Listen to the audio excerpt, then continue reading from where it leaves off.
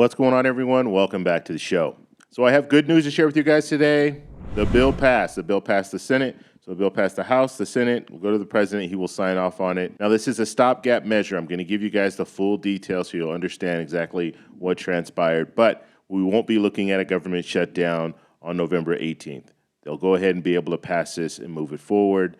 Just kicking the can down the road a few months. Okay, that's what we're looking at right now. So we're going to dive into exactly what happened. But first off, if you guys can do me a favor, please like the video, subscribe to the channel, hit that little bell notification, and then click all. By clicking all, you'll get notified anytime we post a video. We do daily videos here, so by clicking the bell notification and clicking all, you should be getting updated every day. And just a reminder, thank you for your support. I really appreciate it. And if you'd like to follow me on Twitter and Threads, you can at the TEC Show Live. Okay, so let's get into the details, the full details here. So the legislation was passed in the Senate with an 87-11 vote. It extends funding for some less controversial agency budgets until January 19th and the rest until February 2nd. Now, in this vote, you had 10 conservative Republicans that voted against it, as well as one Democrat that voted against it. The Democrat voted against it because they wanted funding for Ukraine and it wasn't in this stopgap measure. So we're not going to be looking at an omnibus bill. An omnibus bill, basically, in December, the tradition is they pass a continued resolution until December, and then in December they put a big package together and they put some things that Democrats want, some things that Republicans want, and then they pass that bill.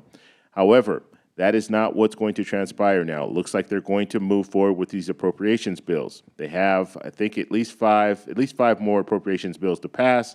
However, they're at a deadlock. They can't pass those bills. At least you can't pass them with just Republican support. So Democrats are going to have to come on board. And so that means that some negotiations are going to have to happen for them to move forward with these 5 appropriations bills. So right now, good news is no cuts to any of the agencies. However, in the future, we could see in these appropriations bills, these 5 that they're still trying to work out, we could see some cuts there, as well as the money for Israel, the money for Ukraine, and the money for our southern border. We could see some cuts in other agencies to offset the spending that they want to do with the funding for Israel, Ukraine, and the southern border. So we'll have to see what they do with that.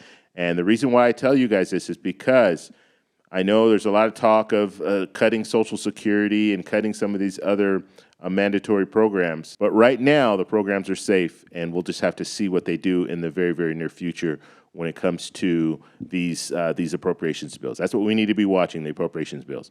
So the can has only been kicked down the road until January 19th, and then we're going to be looking at this again, partial government shutdown, if they can't get their act together. And then February 2nd will be that second date. So they're kind of splitting the funding in 2 different deadlines.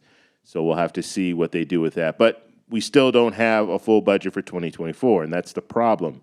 And that's why if you're just going to continue kicking the can down the road, you might as well just pass a continued resolution, same spending levels for 2024 as we had in 2023. That's what they need to do. But you have some stubborn lawmakers that don't want to do that, and they want to say, oh, we want to make cuts here, we want to make cuts there, and it's just really causing a problem for the American people because it's stressful. It's very stressful. Can you imagine if you work for the federal government and every couple of months you're thinking about, oh, you know what, I might not have a job or I might be laid off indefinitely because Congress can't get their act together. Just think of how that affects you and how that affects people around you, because it's not just you. And this is the thing that I think is being missed in this whole situation. You have people who work for the federal government, and they're stressed out about this whole government shutdown talk, and so they're not spending the way that they would normally spend. So guess who that impacts? The small mom and pop stores that can't stay open because you have people who are basically hoarding their money. They're trying to save their money because they don't know what's going to happen in the future. And so that's bad. So we have a big spending season right now because of the holidays, but guess what? Some of these people might not be spending the way that they usually spend or they normally spend because of this government shutdown, this talk of a government shutdown. So this is a real problem, and they're going to have to resolve it. And I think the best way to resolve it is just look at 2023 spending and spend that same amount in 2024. And so we're not completely out of this yet. We're still going to be waiting for January 19th and February 2nd to see how this moves forward. And it's just, I mean, it's really a tragedy when you're looking at how these lawmakers work because they really don't do much work. and they go home on recess, and now it's a holiday, so you're going to see more politicians going on recess, going on vacation and things like that, and they really only have 20 working days to pass these appropriation bills before we're looking at January 19th and we're looking at a partial government shutdown. So they only have 20 working days. Just think about that.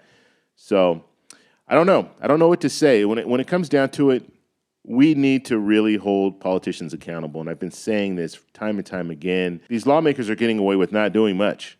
They're just barely doing their job. And in some cases, I would say they're not even doing their job. And this is going to continue until we put our foot down and say, look, if you don't want to work for us, then you're fired. Plain and simple. And that's what hopefully we'll see in the 2024 election. We'll see some of these lawmakers get fired, because you have some lawmakers that are actually putting proposals together and they're working with their colleagues and trying to pass bills.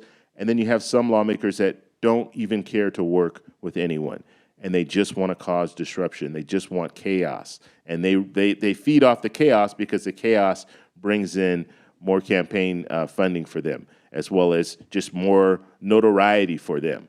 And so it's a shame. I mean, you're seeing some of these lawmakers not even understanding how the system works, and how our government works and how our Constitution works. It's really sad to see, but we've elected some of these people that really don't have a clue what they're doing. And so if you don't have a clue with what you're doing, then you just cause problems. You cause chaos. You just blow everything up. And then you say, oh, well, you know what? I'm going to fix it. And you really can't fix it because you don't even know how it's run to begin with. But you can run on that fear of everything falling apart. And so that's where we are. Just wanted to give you guys this quick little update. So make sure if you guys have any questions, you let me know down below. If you like this video, please give me a thumbs up. Please subscribe for more, and I'll talk to you in the next one. Bye.